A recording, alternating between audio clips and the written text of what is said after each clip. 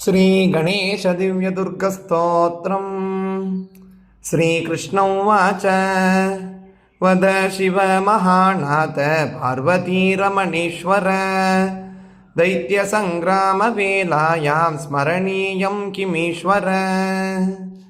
ईश्वर उवाच शृणु कृष्ण प्रवक्ष्यामि गुह्यात् गुह्यतरं महत् गणेशदुर्गदिव्यं च शृणु वक्ष्यामि भक्तितः। त्रिपुरवधवेलायां स्मरणीयं किमीश्वर दिव्यदुर्गप्रसादेन त्रिपुराणां वधः कृतः।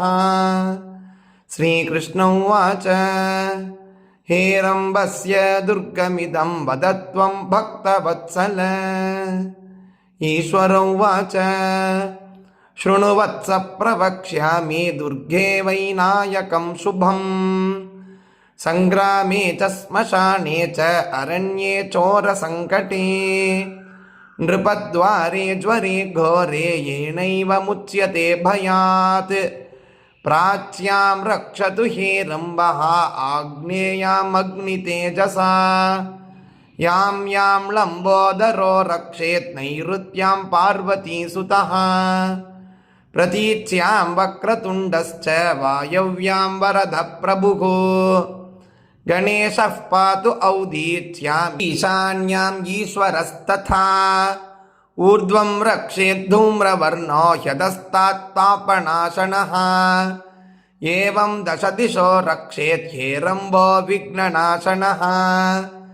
हेरम्बस्य दुर्गमिदं त्रिकालं यः पठेन्नरः कोटिजन्मकृतं पापं एकावृत्तेन नश्यति।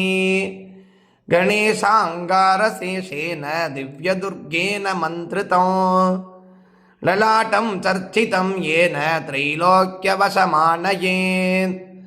मात्रागमसहस्राणि सुरापानशतानि च तत्क्षणात् तानि नश्यन्ति गणेशस्तीर्थबन्धनात्।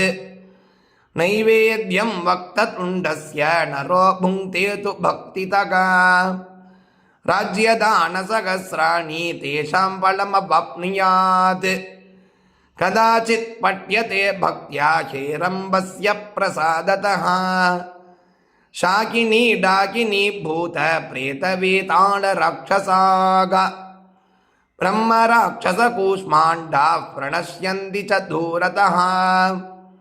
भूर्जे वा ताडपत्रे वा दुर्गहेरम्बमालिकेत् करमूले धृतं येन करस्थात् सर्वसिद्धयः। एकमावर्तनं भक्त्या पठेन्नित्यं तु यो नरः कल्पकोटिसहस्राणि शिवलोके महीयते। लिङ्गदानसहस्राणि पृथ्वीदानशतानि च गजदानसहस्रं च गणेशस्तवनात्फलम्। इति श्रीपद्मपुराणे गणेशदिव्यदुर्गस्तोत्रं सम्पूर्णम्।